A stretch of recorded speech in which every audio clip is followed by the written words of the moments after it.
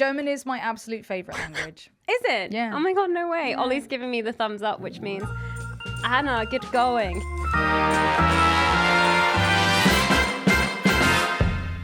Oh, hello. I am Anna Wolf, the host of How to Get Wet When You're Dry. Fucking hell. What was I getting ready for? I was getting ready to go and meet the marvel of a woman that is Reed Amber. I've always been obsessed with sex. Sex educator, activist, sex worker, one of the hosts of Come Curious, which is just this incredible award-winning podcast. She also runs Tickle parties, which I have so many questions about. Okay, oh my God, I want to get back to this question. Yeah. But I was going to answer the question you had 2 questions ago, which was... I'm really looking forward to it. I hope that you enjoy the chat too.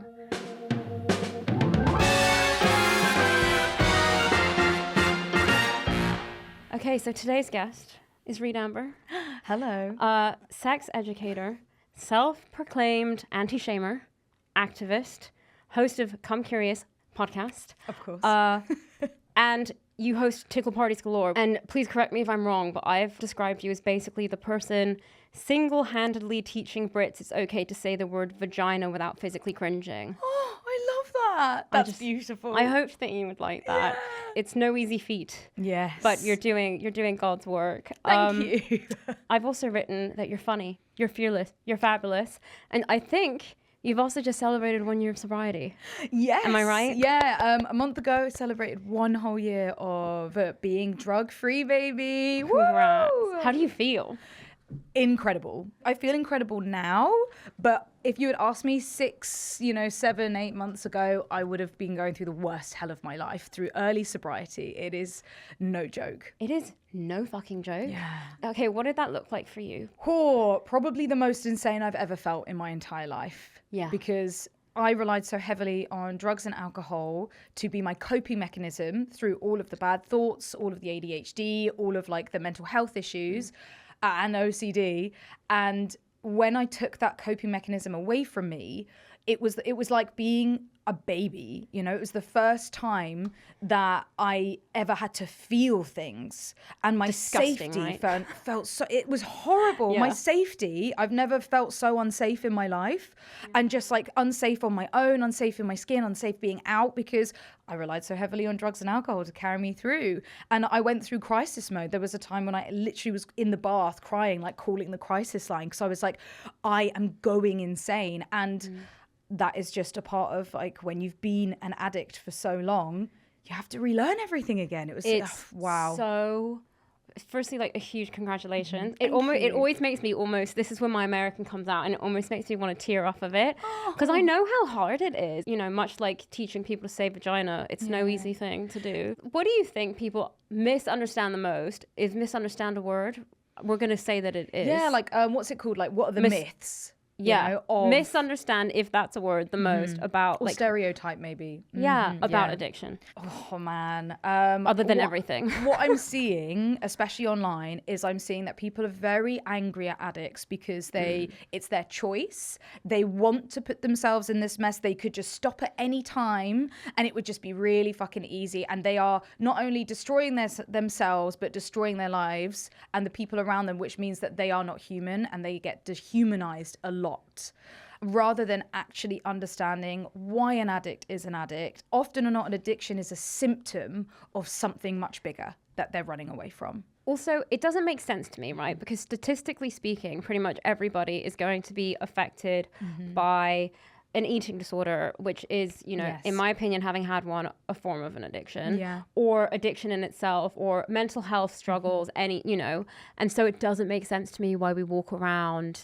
shaming people. Yeah, people just don't understand, or again, what I found is that they don't want to look at themselves. Yeah. So it's very easy to go, oh no, you don't have this disorder, you don't have an addiction, because they don't see it themselves. Yeah, I love to not look at myself. Oh yeah, it's one of my favorite activities. I don't want to look at a mirror and actually face my demons. No, God forbid. We're perfect. It's completely okay.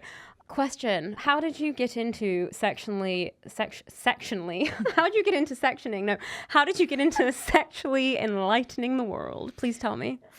That sounds so big and so great.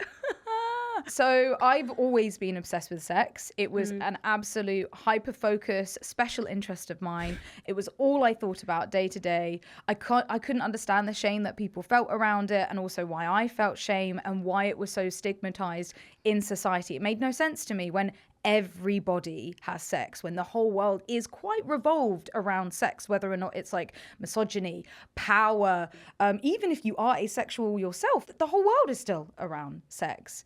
And I did have a porn addiction. I did have a masturbation addiction, probably because of my ADHD and being able to, another coping mechanism. It's a thing. People who are neurodiverse, it's like kind of, I don't want to say proven, but research shows that we wank more. Yeah, research shows with ADHD or neurodivergency, it's like masturbation, either like no sex or hypersex, sex work, and addiction.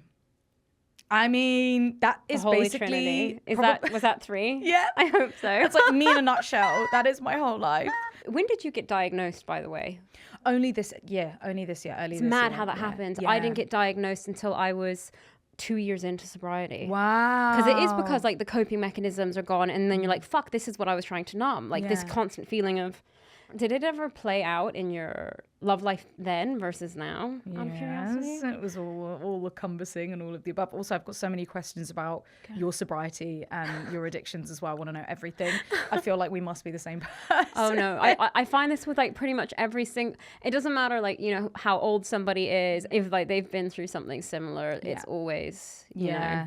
I hope you feel the same way that I do now, where it's like, oh my God, like no wonder life was so hard.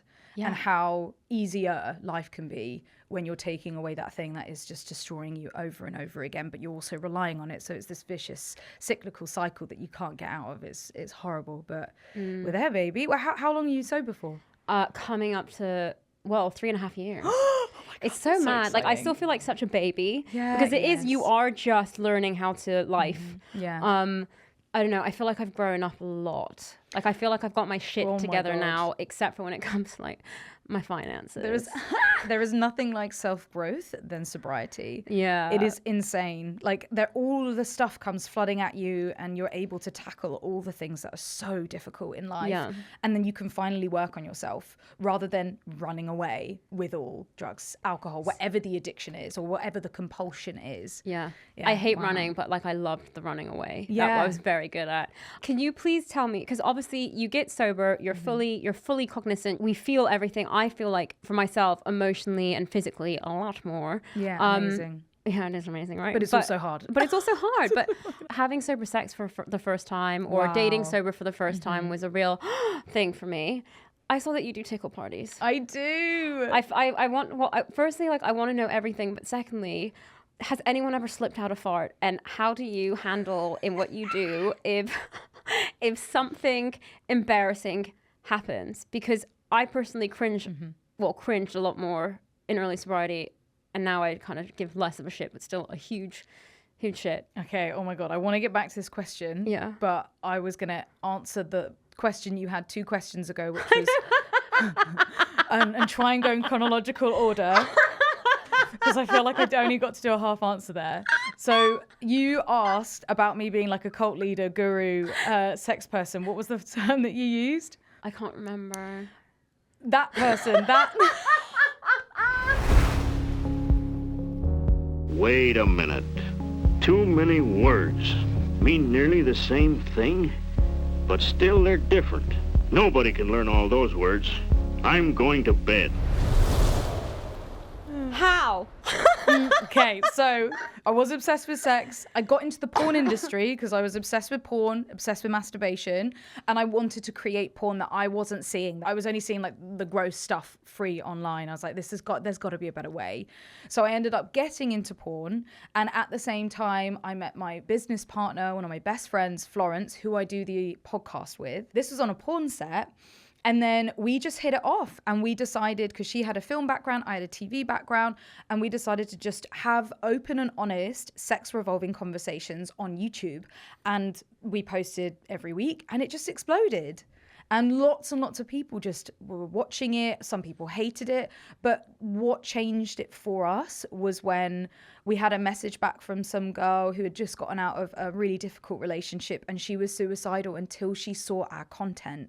And she was like, I never knew there were other people in the world thinking the way that I do about sex. Thank you. And it was like, oh shit, it's not just that we're fucking around on YouTube.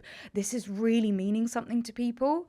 And so then we were just like, right, well, we just got to keep going. And we gave up, you know, like for no money. It was all like weekends and evenings, putting time and work into this. YouTube unfortunately hates us. We can't post on YouTube anymore. We got our whole channel banned. We've had countless videos removed. But now our main port of call is Come Curious, the podcast, because we can speak completely unfiltered on there without the fear that we're going to be shut down, although advertisers don't seem to like us. So, you know, we're still just breaking even, if not having to put money into our own account back into it. But the project is worth it. We've been doing Come Curious now for 10 years and the podcast for like 6 years. I'm going to ask you another question, like fuck the other ones for now. Like, because I just thought of one off the back of that. Yeah. We'll go back to the Tickle party. We'll go back to the, no, we're going back to the Tickle one. That's happening. But shame, sexuality, speaking openly about these things, much kind of like with addiction, like finally speaking openly about this stuff and hearing other people speak about it is so important. Sex and addiction can go really hand in hand. I mean, they did for me and pretty much everyone I know. Like, absolutely. How did that play, if you don't mind me asking, like, how did that play out for you?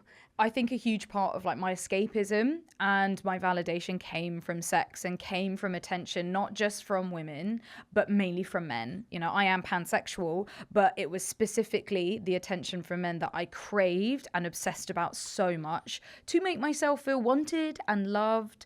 And of course, in doing so, you end up fucking a lot of people you don't want to have sex with. You end up doing risky behaviors, having unprotected sex, putting yourself in potential danger, especially if it's around drugs and alcohol, where you are over drinking, over drugging, and not remembering things. Like, that is dangerous for not just yourself, but the other person too. So I feel like once I recognized that I maybe had a sex compulsion, and honestly, everything changed for me with sobriety. Once I understood why I was addicted to the substances I were, mainly because of ADHD. Ding! And then that led to, that makes sense with sex. And of course, being a sex worker, I've been in the sex industry for 10 years. I have done every single role you can possibly think of, both in front of the camera, behind the camera. I'm now an educational, ethical porn director and trying to change the porn industry and the type of porn that we see, which is wonderful. But with sex work, I mean, one, it was like a good way to receive money and I was interested in it and I could be my own boss. I have never held down a job for more than 6 months because I have struggled so much with structure and being on time and working for somebody else. As soon as I started working for myself, like, that's where I really prospered. It's still hard, you know, like when you go freelance or self-employed for the first time, you fuck up so many times and it can be really difficult with money, and you can only blame yourself, which is what you find so hard. But if it works for you, you end up doing something you love and that you're interested in. And the dream is having a job that doesn't feel like a job. You've nailed that there. Like, podcasting. Yeah. It's the best thing in the world. I really do quite like doing this. Yes. Do you ever worry though? So are you dating at the moment? Like, what's your work-life balance? If you know what I'm saying. Shit me. So no, I've actually just gone through a breakup. Oh, fuck me. I'm sorry. So sad. I'm actually seeing him tonight. We're going to have like a after breakup debrief tonight. That's like a retrospective. Yeah. That's very grown up. And like hug it out and have like a real deep chat and to see if we can manage being friends and what that looks like. I'm so impressed with you. Oh, thank you. When did you break up? And you're still here. Honestly, it's the relief I feel. Oh, okay, it's one of them. I went through hell in the last year. Yeah. It was one of those relationships. Oh my God. Yeah. I dated a total, I'm not saying that your guy's a turd, but I dated such a turd in my first year. Yeah. Because I was still, it just wasn't the right person for me. Yeah. And the relief I felt after. I actually went freelance and did everything I wanted to do after. Wow. Like, I don't know, I think so much of dating and sobriety and just everything in general is sort of figuring out who you are and what you like. Yeah. Do you think your type's changed? Oh my God, yes. Jesus Christ. So I have a tendency to go for young, avoidant, immature guys that are beautiful and either they know it or they're so self-conscious that they work on their beauty. And so I'm not doing that anymore. I've now decided I'm not dating anyone under the age of 30. I'm 34. But yeah, my type has changed. I don't think it's changed massively in the sense that like I keep thinking like maybe I should find someone like stable, that's good at communication and really with it. And then I keep dating them or fucking them and I'm like, this is so boring. I'm so sorry. A pattern doth emerge. I hate figuring these things out about myself, or having to also unlearn behaviors, right? That, you know, this is such therapy chat that no longer serve you. Because like so I'm seeing somebody at the moment. Are you? And you know, that's fucking annoying thing that if something bothers you in the other person, it means that it's kind of in you also. It's a reflection. It's just like bringing up your own insecurities, especially jealousy and envy. I hate it so much. I hate that it means that if something in him fucks me off, it means that I do it too. And you know, I definitely wasn't painful. Hormonal full moon. I was probably a bit of a wench yesterday. Although let me say, my therapist told me, because I used to blame like, oh, I'm PMSing, like I'm just oversensitive. No, like PMSing literally brings the issues you have inside you out to the forefront. It's a very valuable way to look at how you're actually feeling. So true. Like, I feel like as women, we kind of just get used to just like sucking it up and getting on with it. For sure. Speaking of sucking up, sucking in farts, that's where my head went. Do people ever toot at your tickle parties? I have a tickle fetish. Yeah. It's not a kink, it's a fetish. They are two different things. What's the difference? So a kink it's kind of like an uncommon turn on. It's something that deviates from the norm. It's something that excites you, but it's not necessarily needed for you to be able to receive pleasure. Okay. A fetish, on the other hand, is almost fundamental to somebody's sexual psyche and identity. And for a lot of people, they need to see it, access it, partake in it to be able to achieve pleasure or an orgasm. A fetish can only be a body part, an action, or an object. And for the most part, it's incredibly non-sexual, but something has happened to our sexual psyche, some kind of situation or circumstance has happened where we have suddenly sexualized that thing. Yeah. So, for example, feet, you know, very unsexy body part, but it's one of the most... yourself, please. Oh man, I can't show you. One of the most common fetishes in the entire world. Fuck off. Yeah. Wow. You look like you enjoy that. Do you like a toe suck? Oh my God. I love both. I love somebody playing with my feet. I can come from my feet just being played with. Like it is... feet are the hidden clitorises of the world. I'm gonna give that. People. Well, I did just see Ollie like look like almost like jealous. Like that's the look on his face. Yes. That was the look on his face.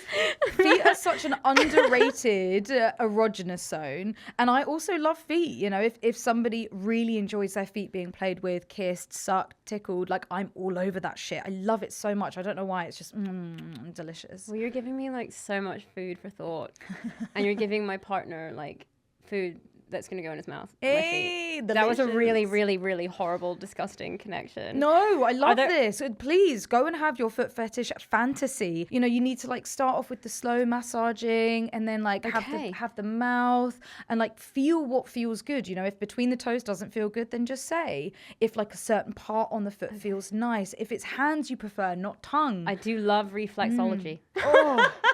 Anytime. I'll tell you that much. Delicious. You know, you don't have to answer the fart question.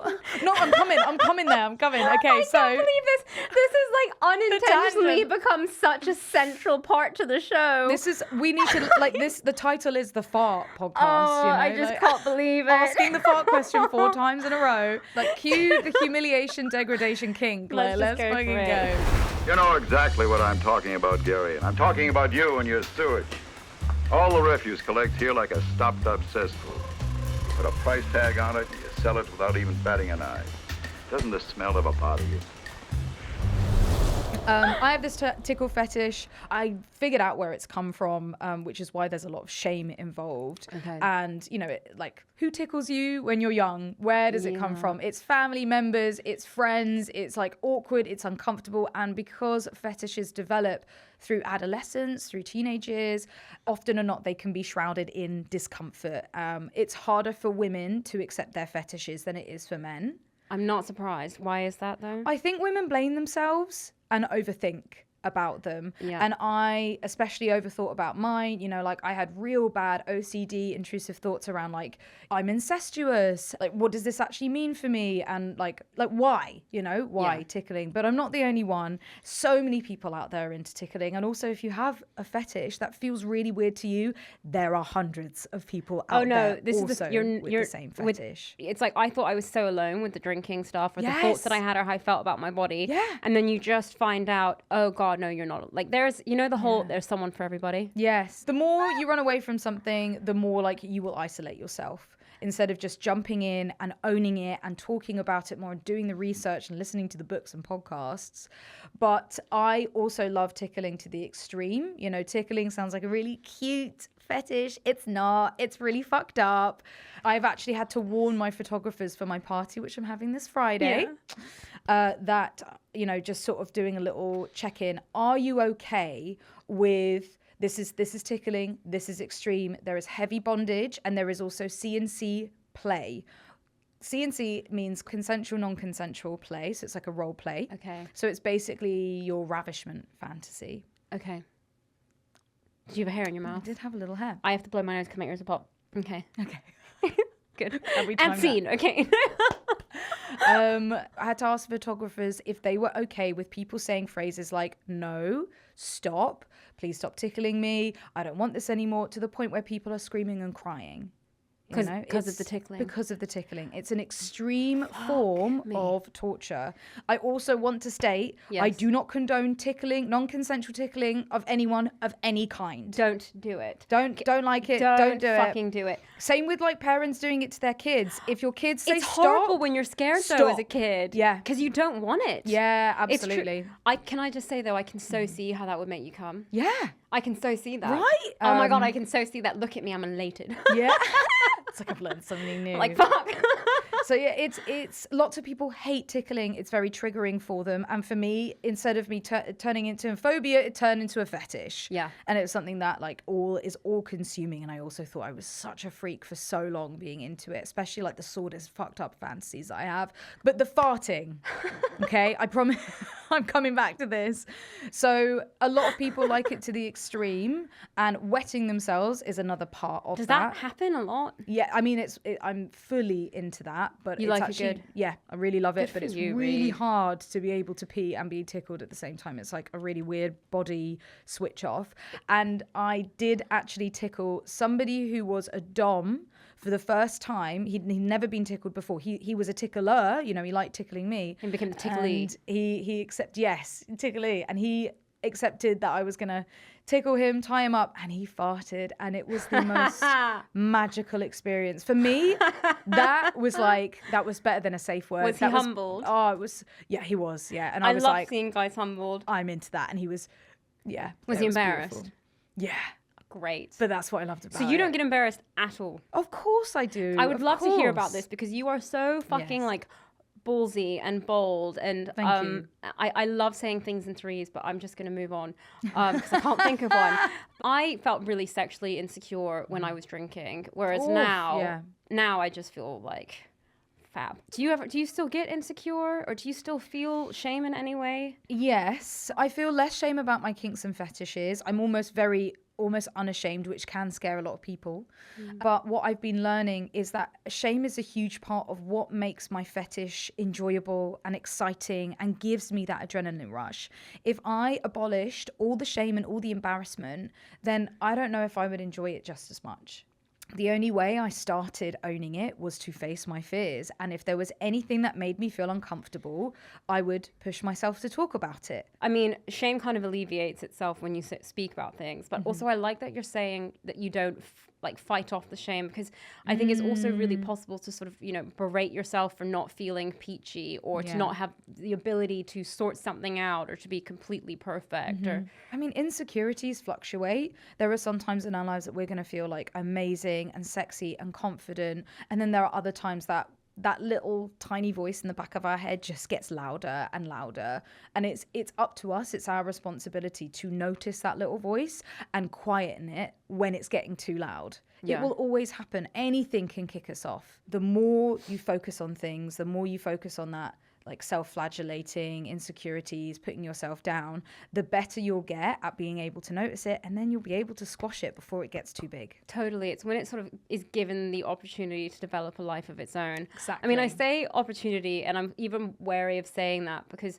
I was too scared to be honest in the past, or I couldn't even make sense of my feelings. Yes. So because I didn't know what the fuck was happening. Right? I feel like that is addiction. I swear. It just shrouds everything. And it's like, if you're sitting there going, I don't know, it's because you don't trust your gut, your body, because you've put all your trust into a synthetic feeling. Yeah. Not something that isn't real. How can we trust ourselves when we end up distracting or avoiding or like, just being into something else? I can imagine that a lot of people having, you know, sex for the first time sober, or discovering what it is that they like, and, you know, figuring out how to voice that, etc. Yeah.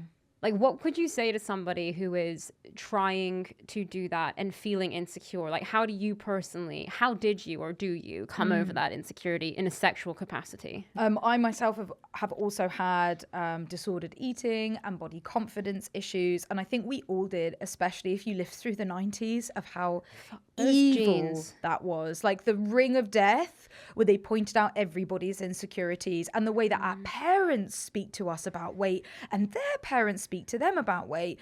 It was vile. I also became very obsessive around, like disordered eating, food habits, obsessive compulsive, control. It's all about control. A huge part of what changed for me was actually when I did do sex work. Sex work allowed me to control, in like a more positive way, control the way that I looked at my own body, instead of me constantly looking at it in this like, you know, like this dark, dingy light that was there that I didn't want to see. I was there to put it out again, all on display, take selfies, make movies, get on webcam, and speak to other people. And it really helped me learn to love all those parts, especially, again, validation. You know, validation isn't all necessarily bad. I agree with you. I feel like it can be like, sometimes I feel powerful. Yes, yeah. Or it just helps you find a different perspective. Yeah. When you're sat there going like, oh my God, my belly, I look so awful. And then another person says, oh my God, your belly's so sexy. It changes the perspective. Because kind eyes, you know, kind eyes. I just hold on to the fact that when I was anorexic and underweight, I thought I was overweight. Wow. Yeah. And so if I ever have a day which, you know, thank goodness doesn't really happen anymore. Amazing. Forget fucking me for a second. I'm here to ask you questions. How did that play out for you? How was that for you in early sobriety with dating and sex? Do you mind me? It's a big question, right? Give me the harder the better. It's a big question, but it took me a while to feel okay in my body. And now I get power from it, like we sort of said. But how was that for you with the food stuff in your body?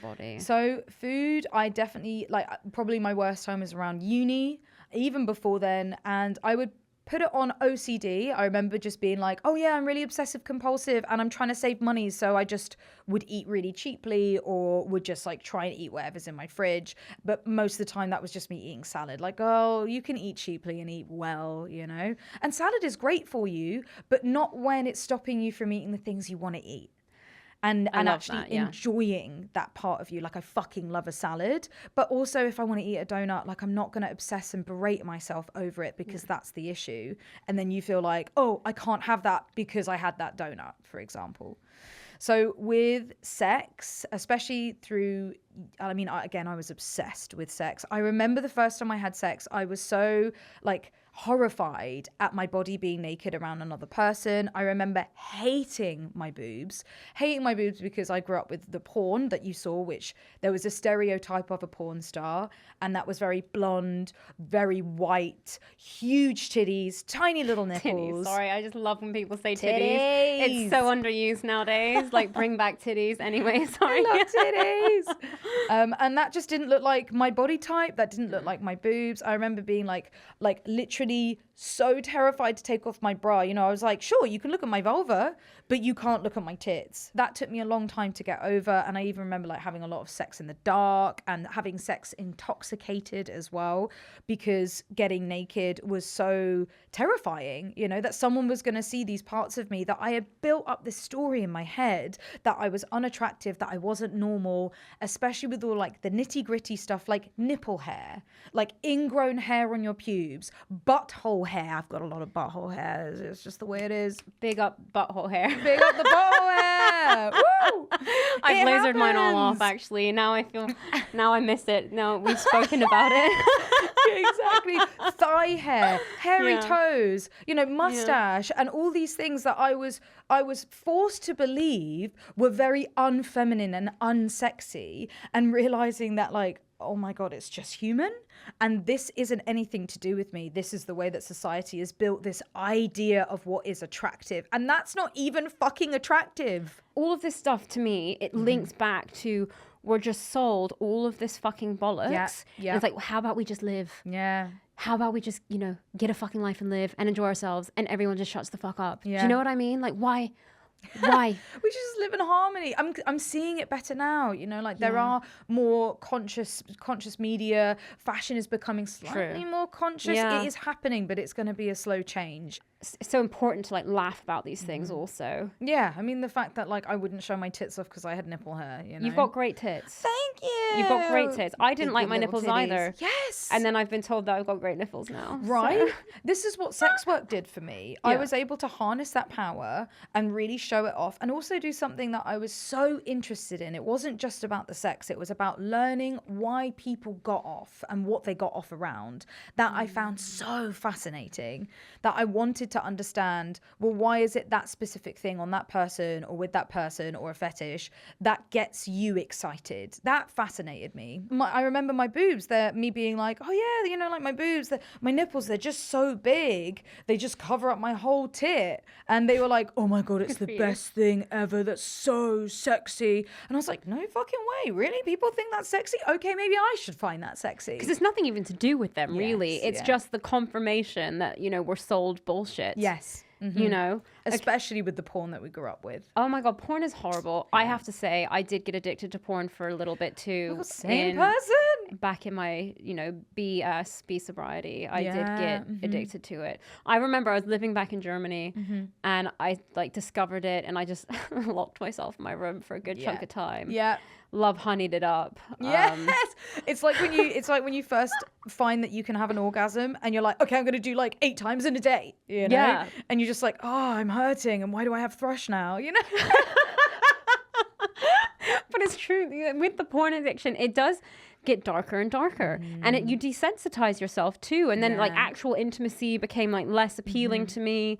Why can I come by myself and with porn, but not with another partner? We've touched a lot on, you know, the good.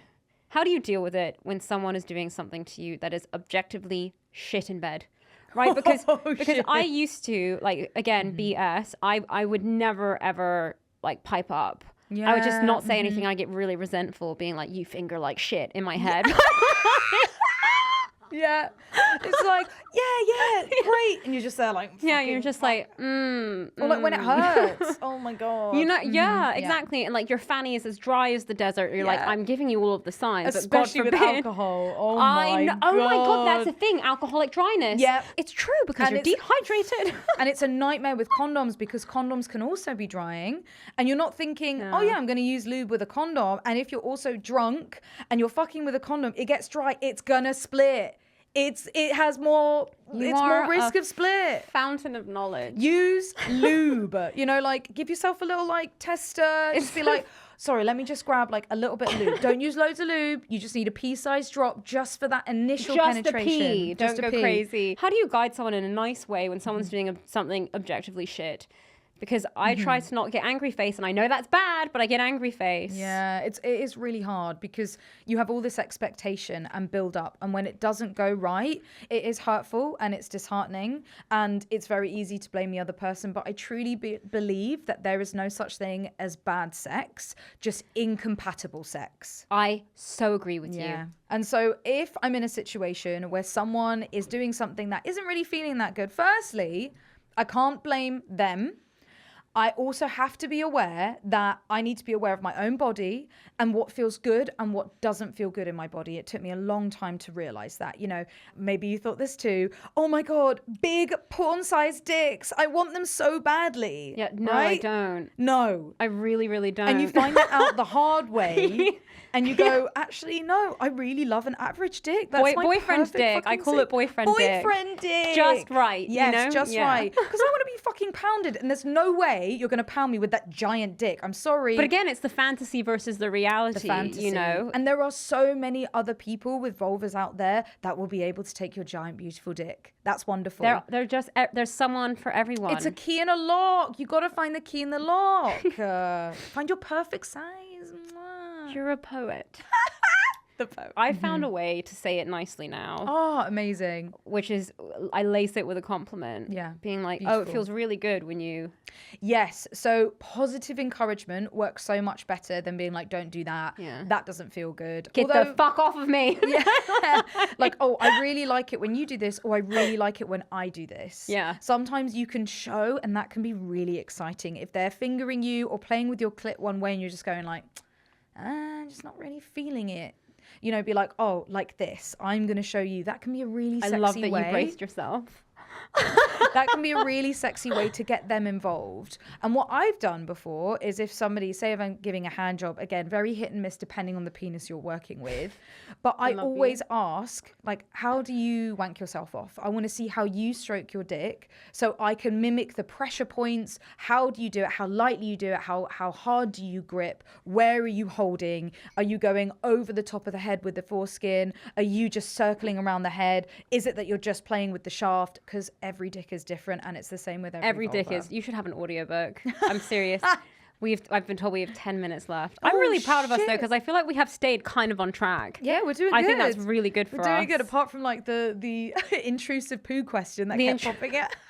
It wasn't a poo, it was a fart. Oh yeah, the fart. I don't know. Oh fuck, we're back to the fucking fart. No, this has to stop. My stepmom is like she's a therapist. Oh shit. I know, fuck me. I really am looking forward to this one being analysed over dinner. It's gonna be really good. Okay, so I feel like if you either feel disgust, you know, if you're really running away from something, there's something in there. There is something in there, you know? Yes. Maybe the fart thing actually kind of hot. Like the lady doth protest too much. Right? It's you know, it's an involuntary reaction that happens. It's embarrassing, humiliating. It can be really fucking funny. It's also really human. You've just made me think. I don't know if I should say this. Okay, so right, back when I had my food stuff, because I used to have issues with binge eating and everything too. Yeah. So my body would be full of lots of food. Yes. And I used to have a thing where sometimes a little toot would pop out when I was having sex, specifically when I was on top. Yeah. Mm-hmm. And I didn't want to acknowledge the toot. Mm-hmm. And so my way to handle that was to just go faster and to be really loud. And so then the waft of the toot appears, and then you are just the girl on a dude with the smell of fart just wailing like you need to be locked up for hysteria. Ollie looks so appalled. This makes a lot of sense. Delete my LinkedIn. That makes so much sense. Like, it's something that you've held inside you that's caused a lot of shame, that you relate to sex, and also to you being like, this is your fault for creating this, and then not having the confidence to be able to talk about it. I feel like you need to be able to fuck and fart in a safe space. Yes, we need to. Safety is a big one, because I never felt safe in my own body, and I didn't feel safe having sex before, and I was in a lot of situations where things happened that I didn't want to happen. Absolutely, yeah. And so you are a woman. I am a woman, and I am a woman. I don't believe the whole 1 in 3 statistic. I think it's like fucking bollocks in terms. 1 in 3, even then, assault. 1 in 3 is a lot. It is so much. It is way too high. But I really, because every single woman I know has a story. Every single woman I know. Yeah, and also a lot more men than we think about. Oh, totally. A lot more men. I think with eating disorders. Every single one of my exes have also been through something. Same with eating disorders, though. Men, like I think it's something. Beat UK. It's this amazing eating disorder charity, and it's something like 1 in 4 men will struggle with an eating disorder at one point or the other. But we don't speak about this side of things. It's all these fucked up people. We got to change the world. We got to change the fucking world. Everyone just needs to have a toe sucked in a consensual fashion. Yes, and fart while they fuck. And have a fart while you fuck. Just let it happen, people. That will cure the world. I'm so upset that this has become so central. I'm so worried that the worst thing is when I told the story, I saw Ollie make a note, which means it's gonna be left in. Which means he's gonna keep it in there. It's so sad. But I feel like it's an important part. You know, it's literally you're tackling shame head on, and the fact that you are honest about your past experience mean that you're starting to own it. Fart freedom. Fart freedom. So on that, you know, do you because there's obviously a lot of communication and consent and expressing needs and, you know, all of that stuff within what you do. Yes. Do you find that because of the past, does that bring you like power in some way? Yes. Because it must, no? So what I love about sex work and also kink is that everything is communicated and everything has pre-plans. There are rules to these things. The times that I've had sex with people and it's not been to do with sex work or kink, those have been the times where my boundaries have been crossed. When it's sex work, I can literally plan out a whole session with somebody. I know how it's going to look, what their limits are, what my limits are. I know that I'm going to be respected, and I know that if something happens, I'm going to be able to have a conversation with them. But when it's like fucking Wild West sex, you know, like I don't know what's going to happen. They could literally just stick a finger in my ass without even asking. Yeah, don't do that. I don't want that, Don't do that, especially not without the pee drop of lube, you know? No, it's okay if you talk about it beforehand. Yeah. And it's like a part of your thing, you know, maybe like consensually, non-consensually putting, but don't just assume. And it's the same for girls, putting fingers in guys. Stop doing it without consent. Don't worry, I can't with these nails anyway, so it's fine. You have just given me like so much to think about. You're also just such a fucking joy to be around. Thank you. This is something that I ask everybody that comes on. How do you get wet when you're dry? Oh, well, firstly, tickling. Yeah. That is like my ultimate, but not always. Tickling for me is like having sex, you know. I have to be in the mood. I have to do it with somebody I trust that's in the right place. If someone comes up behind me, tickles me, no. Clock 'em on. Don't like that. Unless we already have a rapport, we already know each other. For me, it's lube and tickling, and also just that pre-discussion, and again, safety. Being able to chat to somebody where I know that they're not only going to hear my boundaries, that they're eager to learn my boundaries and limits, but they also adhere to them and they also check in. Like, I fucking love a midway check-in, and I love a continuous check-in. It doesn't ruin the mood for me, and if anything, it makes me feel comfortable and safe, so I know that we can get to a point where they don't have to check anymore. You know, like, that's so beautiful. Attractive. Oh my God, I love it so much. It's so, because you have to have a certain amount of confidence to do that too. Yeah. Talk during sex. Stop thinking that he's going to know everything and know how your body works, because you might not even know how your body works. You know, if you're in a situation where something is feeling uncomfortable or painful, or you're unsure, listen to that feeling and say something, you know, say like, hey, can we take a break? Is it okay if I have a think about doing this? Can we switch it up? You know, like, I love a mid-fuck break. That if somebody says, hey, can we have a break? I'm like, oh, I love it so much. And then we can continue. Yeah. It's possible to find good sex and to be able to find your voice, to be able to get what you want. My biggest takeaway is your pleasure is your responsibility. If the way that you have an orgasm is getting that certain toy, don't expect them to get it. I'm gonna go get my toe sucked. Thank you so much for coming on. Best time. It has been so lovely. I really thank you. Dankeschön. Thank you. Oh, bitte. Yay. Thank you for having me on the podcast. It means a lot. I just got back from the recording with Reed and did not have time to do an outro, because if you made it this far, you will know that we went on about gazillion ADHD tangents. So, thank you for listening to How to Get Wet When You're Dry. Please subscribe. Ollie, I'm going to do it again.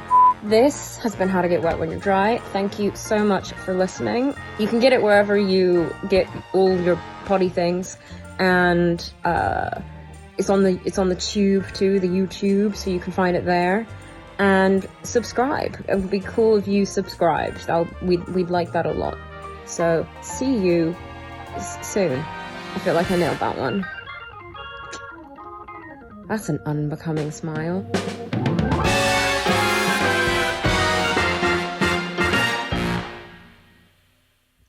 Another podcast taking part in Stay Tuned, donate, is Mom, Dad's Got Another Tattoo. Mark and Richard are very funny, and their show touches the joys of a midlife crisis, being middle-aged, navigating mental health, family, etc. And it is definitely worth a listen, and I am about to show you a clip.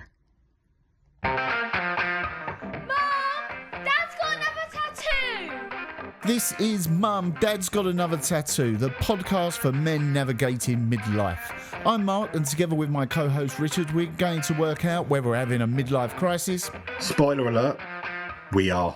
And also cover topics such as relationships, sex, marriage, testosterone, golf, health, chronics, vinyl records, cycling, biohacking, wearables, erection monitoring, it says here, tattoos, and more. So look for Mum, Dad's Got Another Tattoo, the Midlife Crisis podcast, wherever you get yours.